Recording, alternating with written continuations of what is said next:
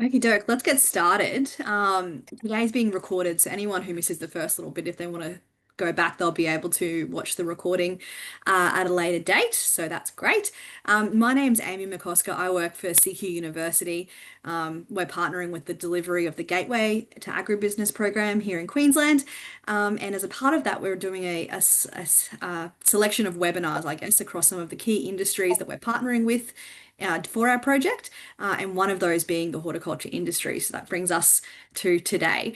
We put together a really interesting group as a panel for today to discuss some of the exciting careers within the horticulture industry and also some of the opportunities, I guess, for not just partnering with industry people in the area that our listening audience might be in, but also, I guess, considering ways that they might be able to, if they've got students that might be interested in a career in agriculture, guiding them through that journey of discovering careers within horticulture that might work for those students. And lots more. So we've got lots of topics and things to discuss today. So hopefully our attendees and our panelists find today really interesting. The way that today will work is that if you have a question that you'd like me to put to the panelists, I just ask that you share it in the chat section of Zoom, and I'll keep an eye on that, and I'll put questions to our panelists as we go. So please don't wait till the end. Just put your questions in as they sort of pop up and come into your mind, and we'll work them into our discussion. We want to keep things, I guess, as dynamic as possible, and we want to make sure we're on a track that's interesting to everyone that's listening. So please put as many questions or comments as you have into that chat function, and we'll put them to our experts. Now, speaking of experts, let's go around the room to start with and meet our panelists.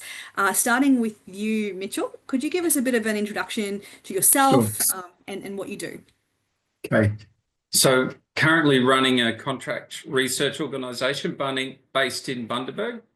So I've been doing it for about 25 years now. And yeah, so we are focusing on agricultural product development for major agrochemical companies.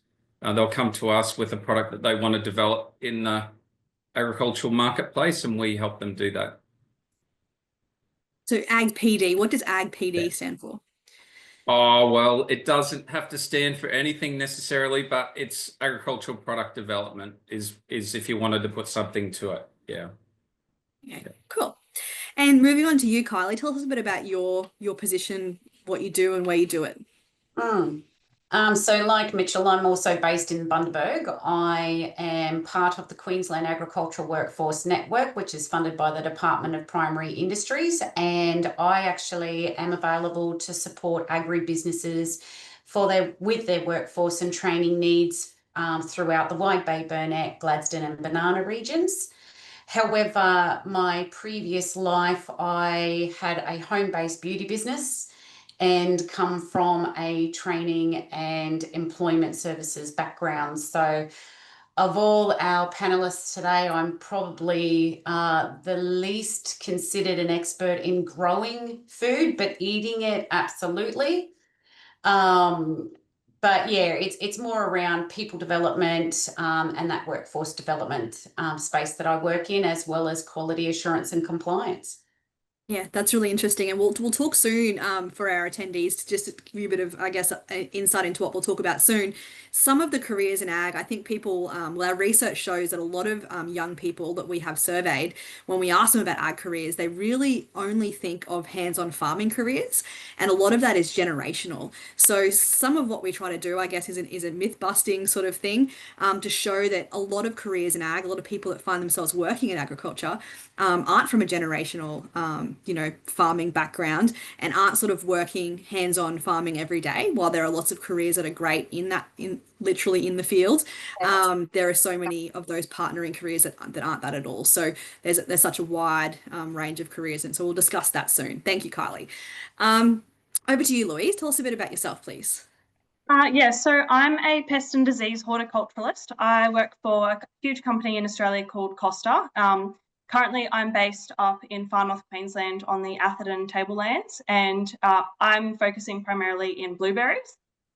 Costa actually have quite a few different farms around the country. We grow everything from blueberries, raspberries, blackberries, a few strawberries as well, and then we've got banana, avocados, citrus, grapes, and then we've also got our vertical farming category looking at mushrooms and tomatoes. So yeah, that's where I am now and with Costa. Cool. Costa is such a huge company, isn't it? It's international. Yeah. We've got international farms as well, just with the berry category. But yeah, expanding overseas quite rapidly at the moment. So yeah. Okay, awesome. Well, thank you so much for your introductions. As you can see, to our attendees, we've got a really broad range of people here to discuss careers today. So perhaps we could just start with talking about your current role, Mitchell, and what a typical day looks like for you at AgPD. Sure. So I thought I'd take you through today. So as a trial specialist, so this morning started at 7 o'clock. And we had to go out to a ginger farm, which is just down the road. And we had to basically do a harvest. So the crop had already finished and died off. So there was 4 of us. We went out there and then we have to decide, okay, how much of the crop we're going to harvest. Just physical limitation, the boxes we've got. So you're making lots of decisions and then we're talking to the grower. He's coming up and we're assessing for nematodes, which are a little... what are they? An aquatic organism that's in the soil, a little worm, and also disease fusarium. So some plant diseases that were getting into the ginger. So we had to get the grower to come up and just explain to us clearly exactly how he saw those diseases in that crop. So always just constantly making decisions because we're contractors, always thinking about how long things take. How much we've quoted to do this work. So we charge the chemical company to do this work. And so we're always thinking about how long things take, but we still want to get good data, quality data in the quickest amount of time or shortest amount of time. So, and then you get into a rhythm. We had a couple of us just digging all by hand, manual digging, and then loading up the trailer. And then we took it back, to our work site, and then we're washing the ginger down, and then 2 of us are actually looking at the roots and rating for nematode damage and fusarium damage, and then we've got a couple of guys washing, and that was the rest of our day, and we've still got another 3 or 4 hours of that to do tomorrow. So yeah, it's an interesting role. You're always trying to do it as a team. When I say interesting, I'll go back and take a step back. It can be a little bit monotonous with doing that type of work. So we're very much, you're having a team of people that we're getting in and you can have a conversation as you're doing it to help time go by more quickly. So that's the day. We had another lady, Angela, who stayed back at the office. She didn't come out with us. So she did paperwork, computer work, updating our trials. So we've got a agricultural research manager software that most of the agrochemical companies around the world use. So we're putting all our data into that software, and that allows us to analyze the trials. So we're looking at whether the insecticide or fungicide or herbicide works or not, or has an effect on what particular target pest or disease that we're looking at. So yeah, we've got lots of field activity, but then also time on the computer, analyzing the data and writing up reports. So that's a very typical day for us. Sounds like an experiment. Is that a fair description of what you're doing? Exactly. Yeah. Lots of experiments all the time. Yeah. Mm-hmm. And Louise, as a pest and disease horticulturalist, is some of that crossover with what your day-to-day looks like? Are you doing some of that sort of work as well? I would say similar, yeah. Like we're always looking at trialing new things and new chemistries, especially, but also I guess a huge topic in agriculture at the moment is sustainability. So looking at IPM strategies, so like integrated pest management. So yeah, always trialing new things like that. So I guess in a little way, yeah, also experimenting a lot with my role as well. Yeah. Yeah. Integrated pest management is such an interesting topic. For anyone listening who maybe hasn't heard of it before, could you explain just briefly what IPM is? Yeah. So I guess a lot of horticulture, we rely quite heavily on chemicals to help control pests and diseases. But integrated pest management includes like things like biological insects, which help control our, I guess, nasty bugs that we have out there. And then also looking at different ways we can, you know, in our interrows between plants, you know, what sort of different plants can we have instead of grass along that, I guess, covering the ground there to, I guess, introduce beneficials, just things like that. So we're always looking at ways we can bring good bugs in and help get rid of bad bugs. Yeah. And I guess the trial work that goes into developing these new IPM ideas and applications, like there must be so many people out there working in this space to develop, trial, find the right things, and then apply them across huge farms like the ones that Costa runs. Yeah, definitely. I think it's also quite crop dependent. So, you know, where like, I guess, crops that, you know, we grow a lot of in Australia, I guess you have a lot more research put into that, where some crops we don't have as much research into it. So we're still trying to figure out new things. I guess if you look more at your broadacre crops, like things like cotton and grains, there's probably a lot more of that sort of work going into those sort of crops rather than horticulture. And so we're always looking at, you know, what are the guys in broadacre cropping doing and how can we sort of bring that into horticulture? So hort's definitely a tricky one. Also, you know, I guess you're running on some really short cycles with crop development as well. So you've got to try and get things fixed or sorted as soon as possible, and you need to get sprays on as soon as possible, or you need to try and get that pest and disease managed as quick as possible. Otherwise, you've got an outbreak that you can't control and you've got a whole lot of fruit on that plant. So definitely a challenging area. Yeah. And then for us on the, I guess, on the consumer end, you walk into Woolworths and the big sign that's usually full of berries says there's no supply at the moment. So it's pretty quick turnover though, right? The crop just is always rolling through. So in a week they'll be back. But yeah, I guess for the consumer, they might not look behind that sign and see like what's happened behind that, which is, you know, something like that, perhaps some sort of disruption to supply. Exactly. Yeah. Yeah. Now, Kylie, your career is obviously, I'm imagining you're not spending much time sort of out digging the ginger or, you know, assessing sprays and stuff on blueberry farms. Is that fair to say? What is it? What's a typical day like for yourself?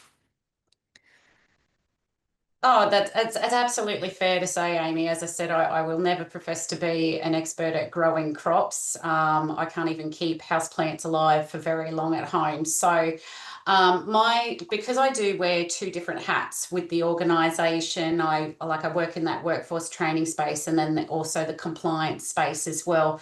There is no 2 days that are the same for me, which is really great for somebody who doesn't want to have that monotonous day in, day out. You know, the only thing that changes is the beginning of the day's letter.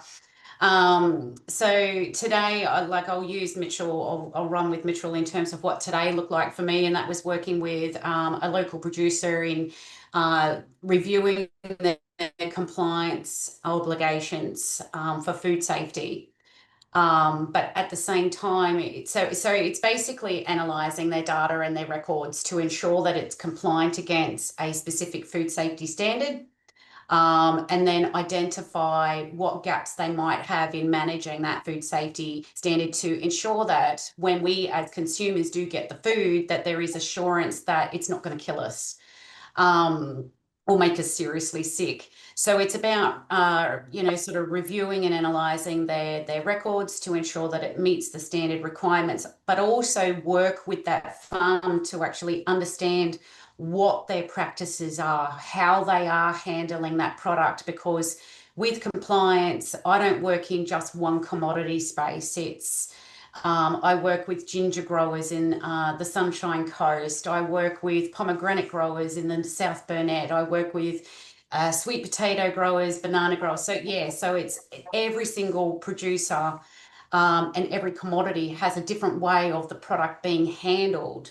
So we've got to work together to actually identify the safest and most efficient way to handle the product, but also to make sure that it is going to be safe for consumers. I guess it's a lot of admin work. So for this, for anybody who is very much compliance driven, And not so much that, the stick across the knuckles or anything like that. I work very closely with the growers to try and simplify the processes as well, because producers do have an awful lot of obligation and compliance that they've got to meet. And it's not just a food safety compliance thing that I work with them on. It's work health and safety. It is fair work obligations as well. So I've got to have this full-on database in my mind or in my brain to be able to off the cuff provide that support to the things that you actually need to put into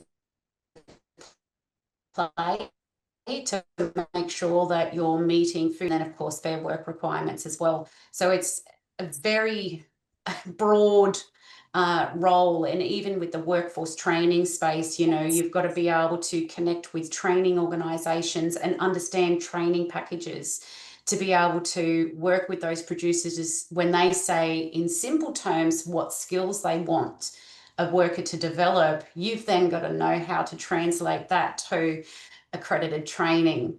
So yeah, there's a lot of desktop stuff. Yeah, it's broad, but it's also like very specific, right? Because Yes. a lot of the legislation and things people need to be compliant to is so specific. And you mentioned like the outcome if they're not compliant. I mean, they obviously could get in Yeah, trouble, but then they could also make people sick. So the correct. importance of that compliance, you need to have a broad mind to everything, but also be able to nail it down to like I'm guessing exact degrees, for example, or days since last spray and things like that. Be really, really Yeah, detail orientated. yeah, yeah. And for some of the smaller producers, you've actually got it's for want of a better description, simplify it as well. Because some of the farms that I work with are generational, and quite elderly as well. So they're not advanced as a corporate entity like Costa Group, where they have a whole network of people in these specific positions. So these are mum and dad farms who are trying to just get into the nuts and bolts of growing, but then at the same time they've got all of these other obligations that they don't fully understand or have time to invest in it. So that's where I come in to support them to make sure that I can still eat, which is very selfish, but that's ultimately why I love what I do, is so that I can still eat. Mhm. And I think you've sort of linked in with the next topic that I was hoping to discuss with all three of you, which is what sort of inspired you to take on this career in horticulture. Specifically for you, Kylie, you mentioned that your career, has had a few twists and turns in it and wasn't always headed in this direction. So, what led you to being Uh, on this pathway? Oh my gosh, Amy, when I was a young girl, I wanted to be a hairdresser. So all through high school, I did work in hairdressing salons. But look, I mean, I guess I was fortunate to have an opportunity presented to me. So when I was working in employment services, I was working for Mission Australia, and they weren't successful in attaining the next contract in 2015. So I guess I've always been very much a networker in some form or another, and had built a relationship with the current board chairman of the Bundaberg Fruit and Vegetable Growers through our local gym. And when I'd learnt that I was not going to have a job on 1 July, I reached out to my new Bundaberg Facebook network, because I'd only been here for 2 years at the time. So it was a very narrow network, but I reached out and said, look, if anyone knows of any jobs going, let me know. I'm going to be out of a job on 1 July. And that was when he reached out to me and said, look, put forward to be the assistant to the executive officer to look at working on writing grant applications. And I was granted a 6-month contract, and in that period, I was then moved into the workforce training role, and then I have just progressively enhanced my repertoire of skills, and moved into the compliance side over the last 10 years. Yeah, so it's been a very different thing. And I guess what I would suggest for any young person that's sort of thinking about any career really, obviously I want you to come to agriculture, is start getting skills and experience in customer service, because I honestly think that that is what really helped me step outside my comfort zone and make connections. Like Mitchell and I, we know each other. We've worked together on different initiatives over the last 10 years. And I think it's really about being able to connect. And I think that's what I've developed in my career since I was 12. Yeah. I think something that's sort of been developing over our discussions around careers in these webinars has been sometimes I think people approach considering a career as like, I'm interested in agriculture, where can I fit in? But for some people looking at a new career, it can be, these are my skills, you know, whether it be in customer service or compliance and auditing or technology, and they might have been applying that in a completely different industry, but just realizing that there is applications in agriculture and lots of opportunities, Oh, particularly in that tech space is what we're learning across all yep. industries. And And so, I'll 100% agree with you there, Amy. And if I can just steal a little bit more time, when I first joined the industry 10 years ago, my son is a self-taught software developer. So he does an awful lot of coding and he's self-taught. And I rudely suggested to him 10 years ago, maybe he should look at doing IT in the horticulture industry. And he has been working in IT in the horticulture industry for the last 2 years. So it took some time for him to circle back, and now he's actually, doing some great work with his self-taught skills. So exactly to your point there, we don't always think that our pathway, whatever it is, could lead us to something as fabulous as working in the ag industry. yeah, and I bet there's plenty of demand for his skills. It's only going to grow, I think, as the industry keeps heading in that direction of really tech heavy needs. To you, Mitchell, what was your sort of Yeah, inspiration for your career? How were you always considering sure. a career in horticulture, or what was your pathway to where you are now? Yeah, look, mine's pretty simple. I just liked agriculture and I just wanted to help people. So they were the two reasons. So I did ag. So I grew up in the country and just enjoyed working in the veggie patch and looking after my cow, that type of stuff. So that it was a pretty simple reasoning. So yeah, and it's been a good decision. Really enjoyed it. Yeah. And specifically delving into, I guess, that product development side of things, the Yeah, experiments that did you have like a yeah. science-minded, you know, schooling? Was that an Oh, attraction to? sure. Yeah, yeah. I would have done all sciences for 11 and 12 if I could have, but they made me do economics. So yeah, just enjoyed science. English, I was pretty average at English. Didn't excel in that in the humanities side of things. So science I found good. To answer questions was pretty simple. Often as multi-choice or pretty straightforward. Didn't have to write an essay, so it suited me. Yeah, um, something I really enjoyed. And there been a moment in your life that you could see a niche, an opportunity there for, for what you do for that privately, contracted side of research? Look, I'd like to say yes, but no, really, I've fallen into this. So what did I do? I had a couple of good degrees, so I had some good studies behind me that allowed me to apply for some jobs. What were they? Um, so I did a Bachelor of Agricultural Science and then I did a Master's in Agricultural Science. That was down at UQ at St. Lucian Brizzy and with some good people. Yeah, and just it went from there, and I just got some good experience. And I think if any advice, I'd just say to people, look, don't matter where you start at the bottom, and you'll work your way up. Yeah, and as far as this career, so I worked for a big multinational for a while, and then it was time to try something different and work as a team. I was working home-based, which didn't suit me. and I did that for quite a while, and then moved into a team environment in the contract area and really enjoyed it.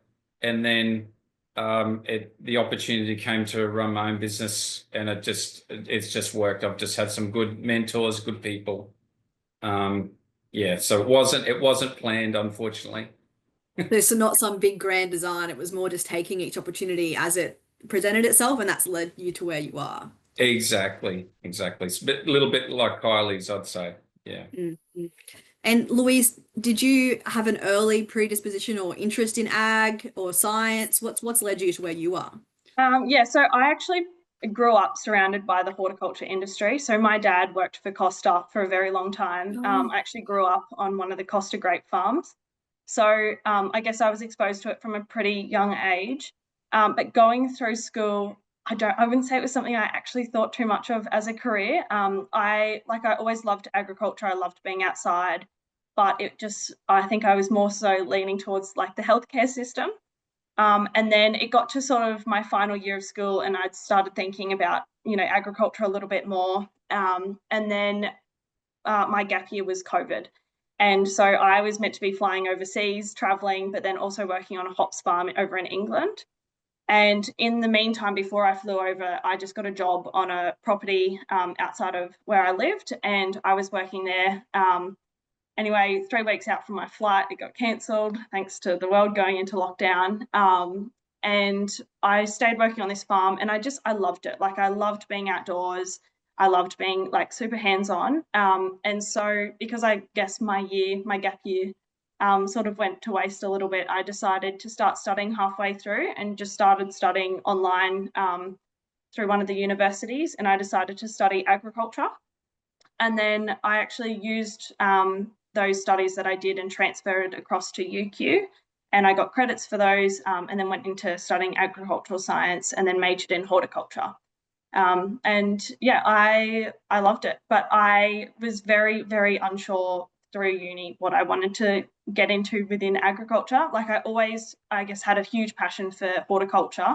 And one of the biggest drivers for me while I was studying was there was a total of 7 people studying horticulture as a major throughout the 3 years of the degree. So we had like agronomy and animal science as other major choices, and those cohorts were huge. And then there was just 7 of us interested in horticulture. And that was, I guess a little bit scary to see, because, horticulture is a huge industry and it's our food. I know a lot of it is our food, but it's our fruits and veggies, and we need that. And so from there was like, no, horticulture is what I want to do and go down. And through that, I landed a role in the graduate program with Costa. And then last year, I came up to Far North Queensland just on I was based down near Coffs Harbour, and I came up here just on a little, I guess, internship sort of thing. And they offered me a role up here, and so I decided to make the move. So yeah, that's, I guess, my story on how I came into horticulture. Yeah, it's interesting. I mean, today's not about me, so I shouldn't talk about myself too much. It's about you guys. But I really identify with what you said about growing up on a farm and not really looking at it as a career. I think that it's interesting. It's like I've heard once, like, does a fish know it's underwater? Like, you sort of grow up around it. It's something your parents do and you'd love it. And I grew up on a cotton farm, cotton and beef farm in Emerald. And I went away and studied journalism in Brisbane. And I sort of imagined that I was going to work as a city-based journalist for the rest of my career, because that was sort of what was in my mind, was that I'd go away. And it wasn't until I sort of graduated and I looked around at the people that I was working with in the city, and I thought, I don't really have, I could see a need for agricultural journalists, and that's that's when I moved out of the city. And there's so much opportunity in regional Queensland and regional Australia to service these people, these industries outside of cities, that are, feeding Australia and to some extent the world as well. So the agriculture industry is just like such a huge opportunity. They talk about it every year, that there's more jobs than there is graduates. So you're sort of like really opening up your opportunities when you step into agriculture. And I think it wasn't until I realized that I was sort of like pre-programmed with all this information around agriculture that I didn't even think was unusual, until I got in a conversation with someone in the city and I was like, oh, you guys don't know, you know, you don't know about cotton. You don't know that the clothes that you're wearing are probably farmed in Australia. Like you don't know. Yeah. And so then that's when all I realized that I already had all this stuff inside me. I didn't need to go away and learn it. So why not use it in a career? So yeah, I really identify with that. Mm. And Louise, when you're at school, like, you know, thinking about your career at the moment, I remember being at school myself and trying to make subject selections and really laboring over it, thinking that it was the be all and end all. What was I going to study in grade 11 and grade 12? And some people listening today might be in that situation. Do you think there's subjects that you studied at school that really set you up for what you're doing now? Yeah, so I guess like I was always very English focused. I loved English. I was good at it. That was sort of my thing. But I always sort of knew that biology was the science. In my mind, it was the science that you just needed to do. It was one that I guess covered a lot of bases. And for me, I know like thinking that I had, you know, I was going, oh, healthcare, agriculture, like what do I want to go into? It sort of covered both of those. I also did physics and chemistry for a little bit. Not a fan of physics, that was not my thing. But chemistry definitely, and I guess I use that a lot today in my job now. So I'm very grateful that I did do that. And yeah, maths also. I guess the big thing now, I didn't get the opportunity to do, but I know my younger sisters did, was they had an agricultural science subject in school. I think that's incredible. And I think it's such an important topic in school that we don't learn about. Like there's so many kids that aren't coming from, you know, rural Australia and they're coming from cities or and they just don't understand, you know, where their food is coming from. And it is such a huge thing, like, and it's a huge part of, I guess, the Australian economy and industry. So, yeah, for me, like, if you have the opportunity to study ag science, like, do it because, yeah, it's like it's got so many opportunities. So, yeah, for sure. And Kylie, what about yourself? When you're at school, was there anything that you were studying or that you reflect back on now that really set you up for where you are now? And you said that you did a fair bit of hairdressing and that sort of thing in your time outside of school, but when you were at school, you know, did you find there are certain subjects that you were drawn to that have led you to where you are? Oh, look, I mean, it's been a minute since I was in high school, Amy. So I sadly I grew up in Moree, so I went went through high school in Moree, and we didn't have agricultural subjects on offer a minute ago. I won't exactly say how many years ago, but there was a few minutes in between that. We were surrounded by cotton. We had some citrus orchards, and we also had wheat. So we like the township and the region actually did have quite a bit of agriculture, but it was not included or offered at school. So, like Louise, English was definitely a subject that I really enjoyed, as was history. So yeah, I don't think that I could say that school is like any subjects that I did at school helped me immensely. It's more of that life experience that I've been able to acquire through you know, doing my little babysitting job and lawn mowing jobs and working in retail and pubs and having a few admin roles throughout the years. That's sort of helped me develop some of those core skills. But I think what was also has been really beneficial for me to be able to get to where I am in these particular roles that I hold here is that I've invested an awful lot of learning in myself in terms of personal development. So it's not so much the tangible skills or the qualifications, because yes, I do have a certificate 3 in horticulture, and according to that, I know how to construct a conventional fence. But it's more around, okay, I'm identifying how I best work and then working with those producers to come to that middle ground. So it's almost like the way I approach my role is that we're learning together and working very much collaborative together to get that desired outcome. So sadly, no, I didn't really get anything from school that helped me now. Yeah. Look, you're not alone there, and that's sort of been a bit of the feeling that I'm getting across these webinars. I don't know how you feel about it, Mitchell, but it sounds like students shouldn't really be stressing too much about those those school subjects, in terms of if it's going to set them up for life, more maybe considering if it is a prerequisite for any subjects they want to study at uni, perhaps, just to save time in terms of bridging. Yeah. But, would you say that in your life experience that, don't lose too much sleep over your high school subjects, just do the best you can? Sure. Yeah. I don't know how much career advice I can give, but I can give you my experience. Like we've got a girl that she's in a gap year working with us at the moment, and we're just having a conversation with her about her studies next year. We'd like her to continue with us, so we're just talking to her about uni or TAFE, and I feel that if we can definitely give her a lot of skill and experience outside of that training, just on the job. So the uni and TAFE will give her the letters after her name, which is important, but for development and that. But really, what she's going to learn on the job will be just help her in leaps and bounds in wherever she goes. So yeah, definitely. I don't know what subjects. She's an artist, actually. She does art. Her mum is a welding artist, but she is good. She loves ag. She's come from a farm.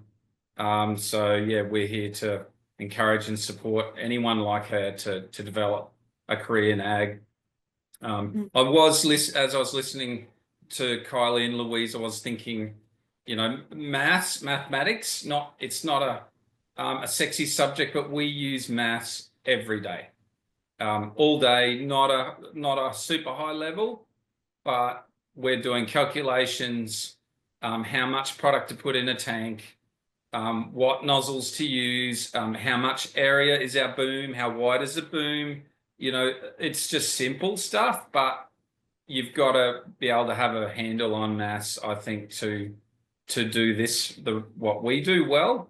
And then any of the sciences on top of that is a real bonus, and will help you understand things more quickly in what you're actually doing. Yeah. And we touched on this briefly a little bit earlier, but just to, I guess, give your insight into what you can see coming in the horticulture industry, what sort of roles or I guess trends in what's coming can you see if you were to give students who wanted to work, say, in the next 10 years in horticulture, 5 to 10 years, what are sort of the emerging things? We discussed technology earlier. Yeah, what do you think?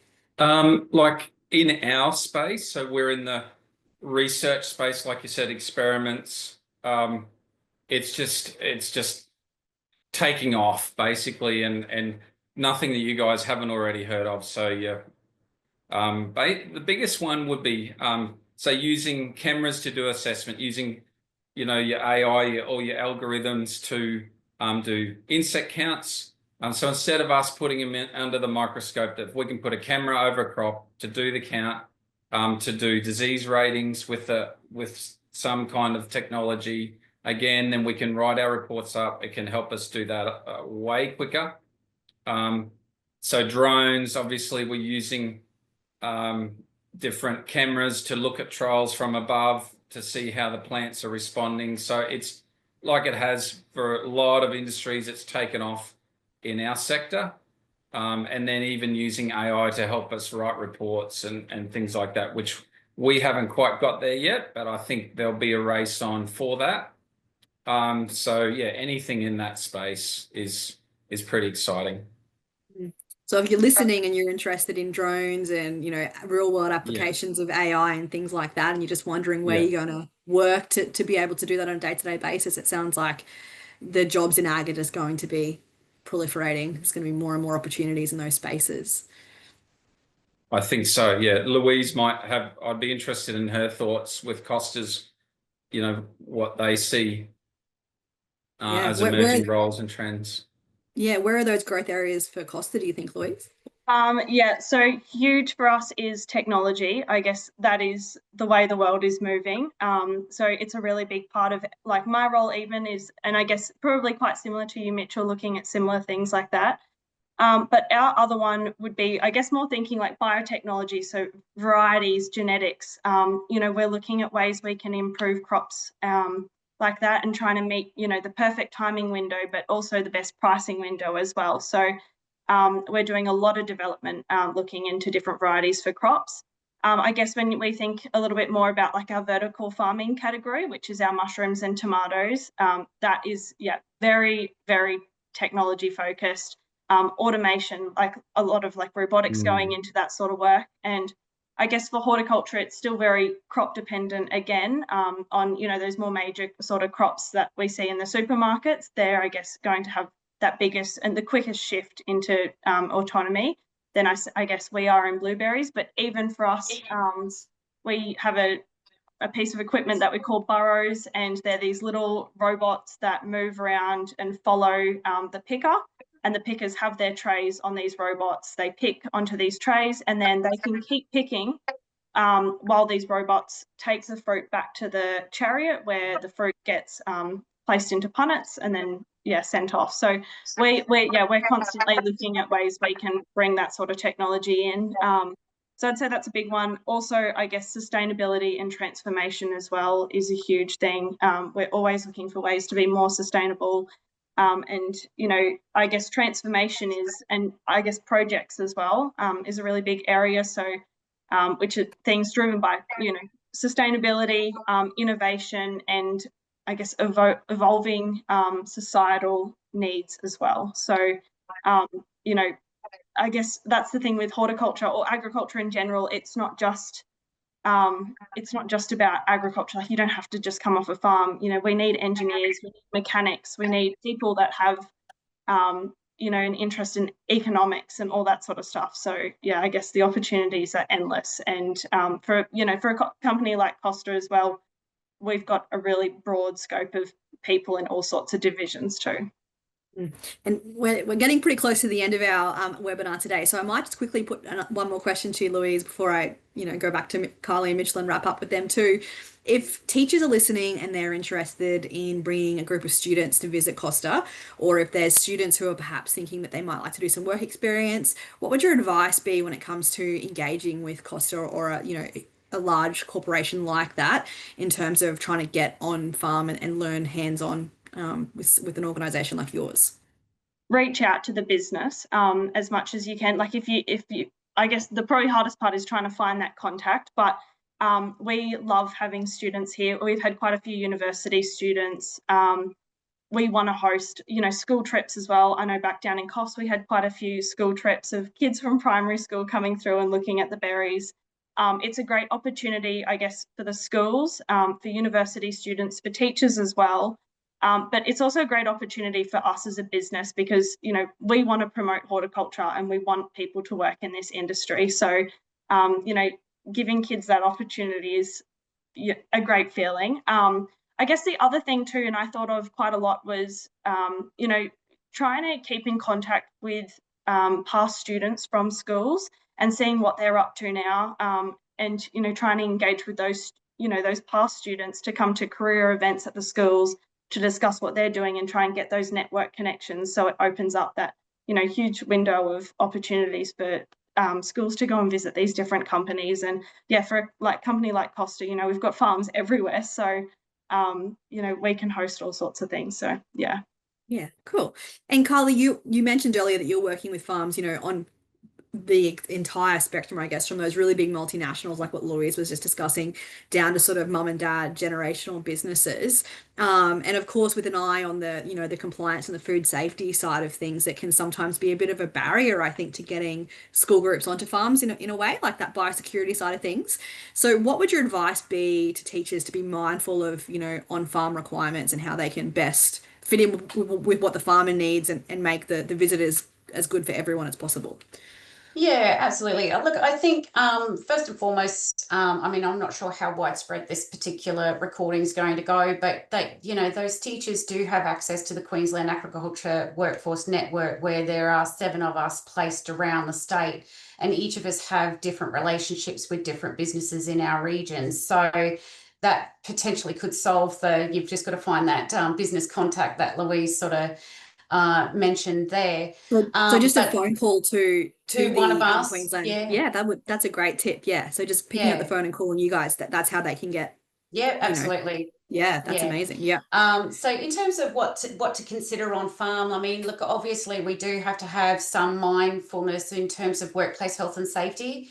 So generally speaking, we are quite selective on how young the groups are coming through, but it is also farm size dependent as well. So if it's a relatively small farm, then yes, having a younger group is quite safe most of the time, but generally as a rule I'll limit it to 30 students maximum, because it will, when you've got too many students, you've got them, a whole mill of them behind that one speaker, and those students at the back generally don't hear what the speaker at the front is saying. So then that's where they start getting distracted by what's around them, and it increases those workplace health and safety risks there. So the sort of the cohort or the demographic of the age of the students, what I like to do is work with the schools to actually try and align the farm visit with what their curriculum outcome desires are. So I'll be asking what they're currently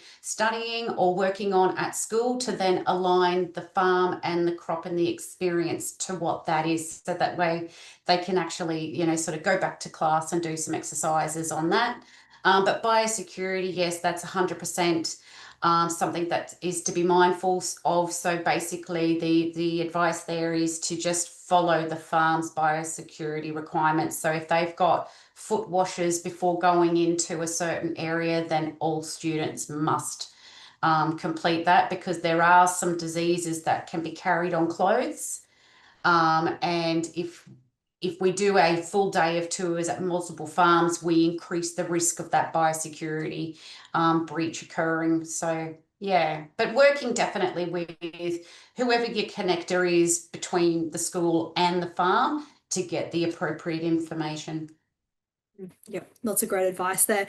And just lastly with you, Mitchell, before we wrap up, just quickly, I'd imagine that you have to be pretty selective about those school groups that you work with when it comes to research. Things are pretty delicate, and you'd hate for, I guess, a project that you've been working on for a long time to be affected by a group of kids sort of traipsing through and having a look. Is that the sort of thing that you consider when someone approaches you about school visits? Look, we're super keen to engage young people in the community without what we're doing. But at this, we're not quite ready for a group situation. We've tended to go through like work experience, year 10 work experience. We've got a girl that comes school holidays. She's in year 11, so she comes every school holiday. So we're just slowly developing people. So an ag traineeship, like year 10, 11, 12 type of thing, one day a week is something we'd love to engage, so the older students in.